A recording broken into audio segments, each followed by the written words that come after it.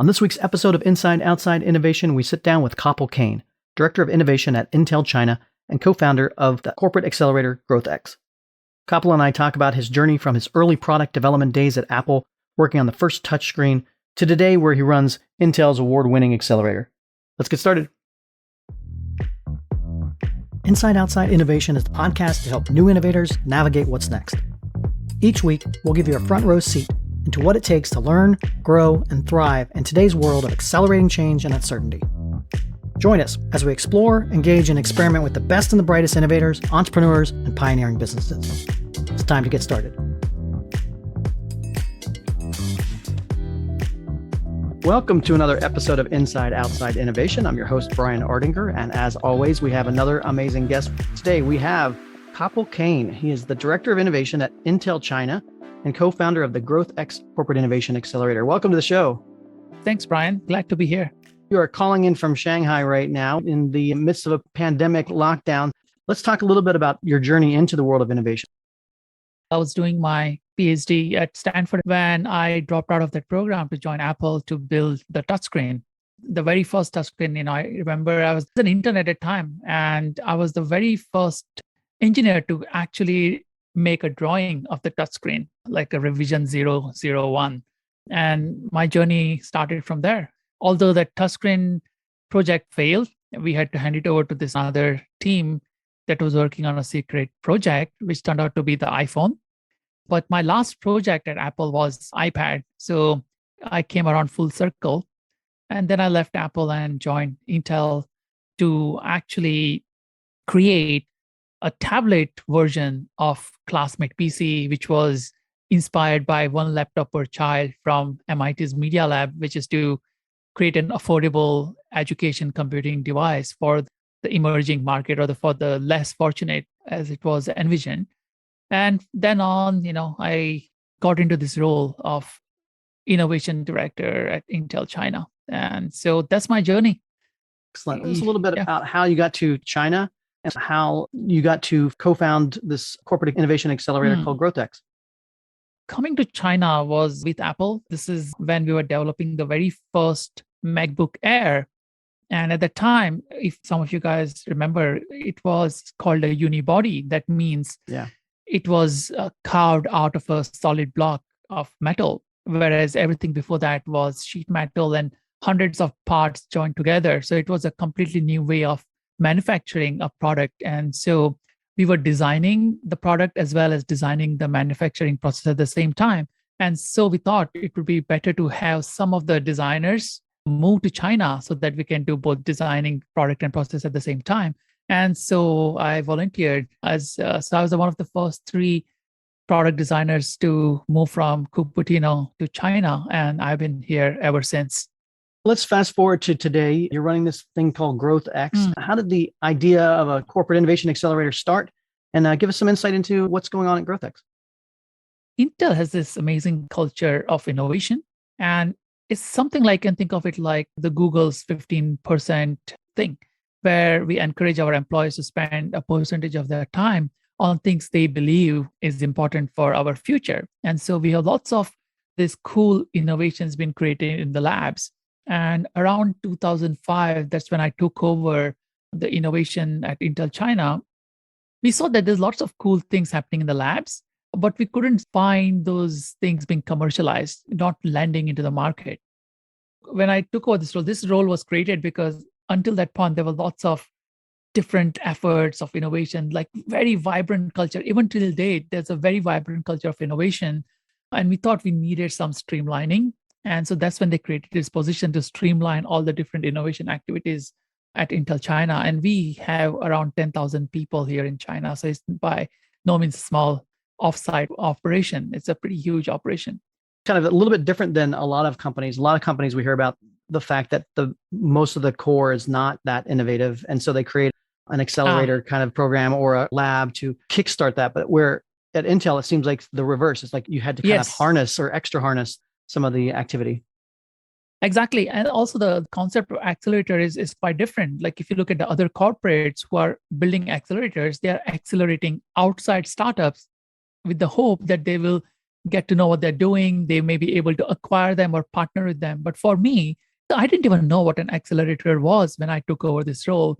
And in my very first week, I happened to be in a roundtable conference at American Chamber of Commerce, and the guy sitting next to me happened to be running China's very first startup accelerator, China Accelerator. The guy, William Baobin, he's a legend in China. And I just happened to ask him what he does. And he explained to me the concept of accelerator. And I thought, maybe I can replicate this right inside of Intel because we have so much creativity. We just need to give them the tools to turn those cool innovations into viable businesses.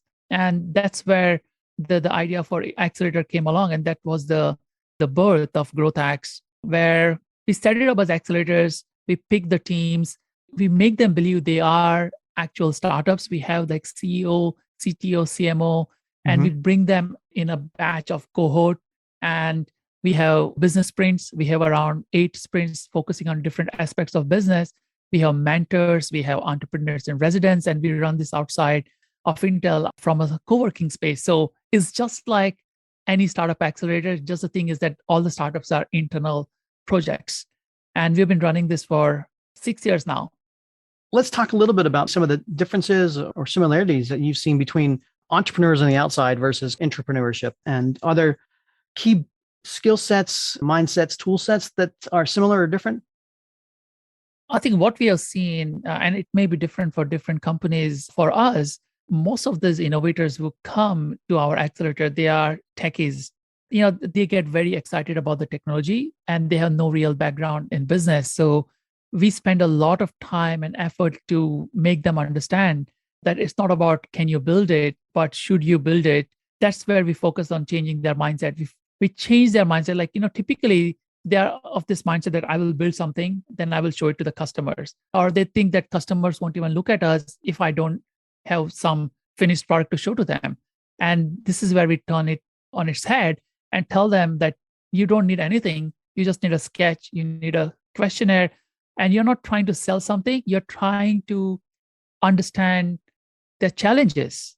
So think of it that way as you engage with your potential customers is don't be ashamed or embarrassed you have nothing to show. You're simply think of it as if you're co-designing with them or trying to collectively solve their challenges.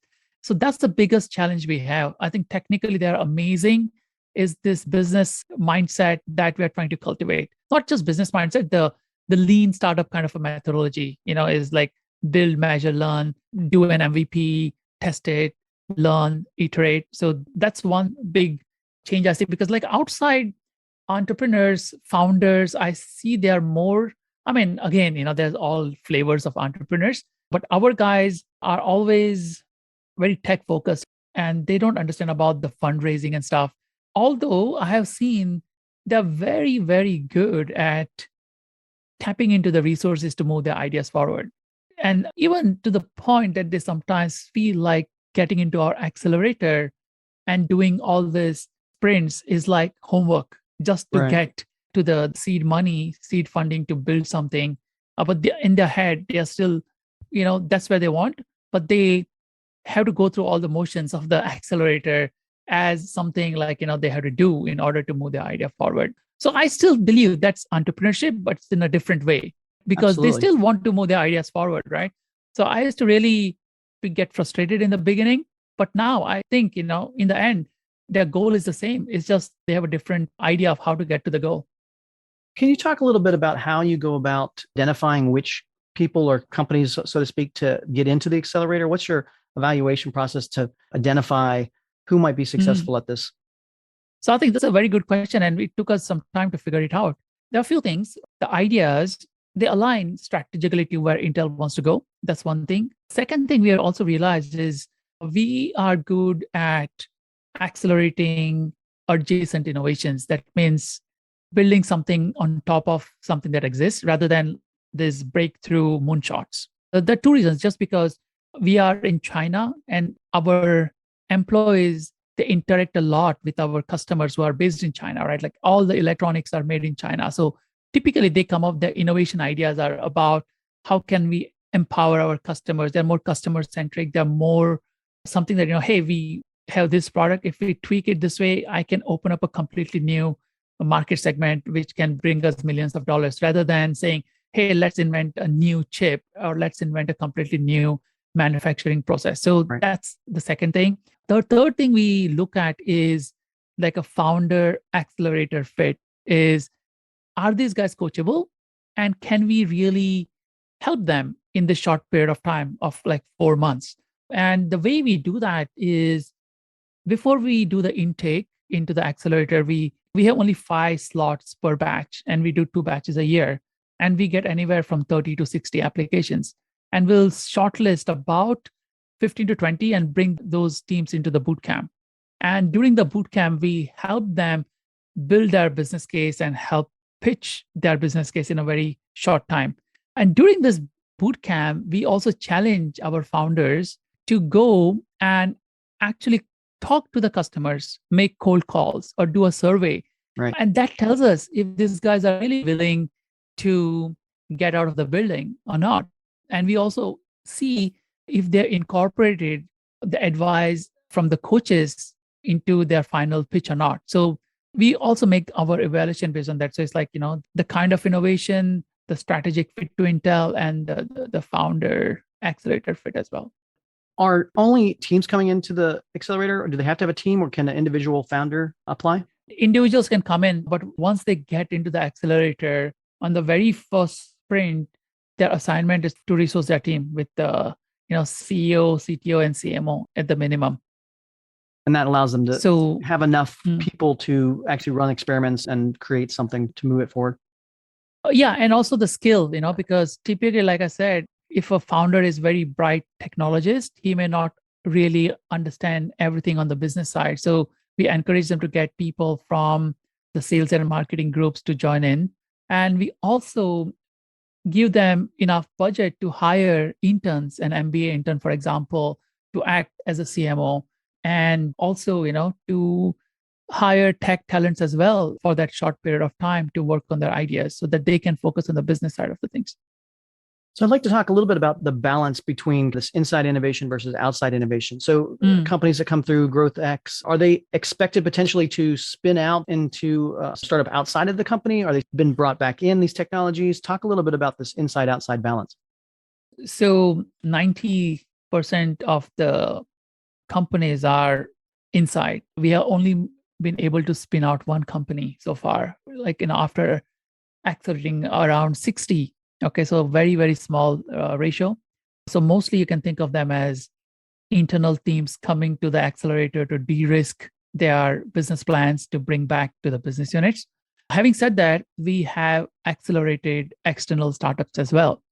And by that, it's not to invest and take an equity in them, but to work with them on identifying a business opportunity for Intel and going to market together. So basically, startups who are building on top of our core technologies, who are working in a field that we have never been to. So this is a way we could test the market. At the same time, we can help the startups as well by providing them both the technology and all our resources, and jointly see if we can and break new grounds together. So we have done that, and we have had some successes there, but our main focus is accelerating internal innovations and trying to land them into the market. That brings up a great question that is always asked, especially in the corporate environment. It's like, how do you measure success? Because a lot of times corporates have a different way to measure outcomes, because they're working with existing business models, existing optimization, versus in a startup environment where a lot of it is unknown. So how do you go about measuring success? The 2 ways we measure success. One is the business impact. That means what's the real revenue created from the projects that we accelerated. So these are direct revenue numbers. So this is X million dollars created from this project. Second is the revenue potential that those projects create. So that's on the business side of things. The second way we measure it is people impact on people, how we are helping people grow. And we actually ran a study where we tracked the people who went through our accelerators for 2 years. And we saw that on an average, we have anywhere from 1.5 to 6 times accelerated career growth for the people who have gone through the accelerator. So it could mean two things. There is no causation, right? There's a correlation. It could be one thing that we are attracting good people, or second could be that we are upskilling people, which is both good because we know, like, if we have to do something really cool and innovative, we know who these people to count on, right? And the second thing is it's good to upskill people. So those are the two ways we measure our success. I think a lot of corporates have a tough time finding those curious, restless entrepreneurs within their own companies. And this might be a great way to help figure that out. Obviously, a lot of startups don't make it. The number of ideas that you think are going to make it, there's a large portion that fall by the wayside. How do you deal with failure, or what happens to the teams and that don't get to where they were hoping to get at the very beginning? That's the win-win part of entrepreneurship versus entrepreneurship. When you are an entrepreneur, you have your day job, you have paycheck, no matter what you do, but the payoff is also limited, right? I think one of the great thing about entrepreneurship, and especially let's say for the GrowthX, right, those who are not successful, they simply go back to what they were doing before. If they are successful, also they typically go back to a day job. They will hand it over to the business units to take it forward. So for them, their goal is to come up with like new ideas and bring those new ideas to the market. So that's the kind of people we have. We have people who have been through our accelerator 3 times, 4 times, and try to bring lots of ideas to the market. Some people have maybe succeeded once in 3 attempts. Some people have multiple projects that have been successful. But the trend we have seen is people coming in, getting their idea to the next level, going back, coming up with more ideas. Awesome. So you've been in the trenches in Asia, looking at kind of what's hot, what's next. What are some of the trends that you're seeing that you're excited about? Oh man, I'm not really like a trend kind of a guy, but I see a lot of noise in metaverse. I see, like this digital transformation is also pretty big here because there are lots of SOEs here who are trying to digitalize. Retail, new retail is a huge buzz in China. So those are kind of the buzz things. There's also like a lot of deep technology initiatives in China, especially zero carbon. Space tech is also picking up. Yeah, so I'm excited more about like a long-term sustainable things rather than the short-term shiny things. Yeah, the bigger problems. The bigger problems, but I think the China is definitely taking the long-term approach, right? With their 5-year plans, with the policies, aligning the whole industry in that direction. Some of them may fail, some of them will succeed, but at least we see like a huge effort going in those directions. Like, for example, in the past 5-year plan, it was AI, smart manufacturing, right? Also, there's this thing about the smart cities was also part of the last 5-year plan. There was something called common prosperity. So they want to make the 2nd tier, 3rd tier cities also prosperous. But I think the biggest thing, if you want to just think about China for the long run, is the sustainability, carbon zero, and space, maybe even quantum computing. They're really going into this deep tech rather than cute tech. A great way to explain it. Cute tech. Well, Kapil, I want to thank you for coming on Inside Outside Innovation and sharing your insights and your expertise. Really do appreciate your time. If people want to find out more about yourself or about GrowthX, what's the best way to do that? I think the best way to reach me is on LinkedIn. I mean, LinkedIn used to be open in China until it was blocked a few months ago. So if you guys want to reach out, best place is LinkedIn. Excellent. Well, thanks again for coming on the show. Really appreciate your time and looking forward to staying connected, and stay safe out there. Thanks. And thanks for having me on the show, Brian. That's it for another episode of Inside Outside Innovation. If you want to learn more about our team, our content, our services, check out insideoutside.io or follow us on Twitter @the IO Podcast or @Ardinger. Until next time, go out and innovate.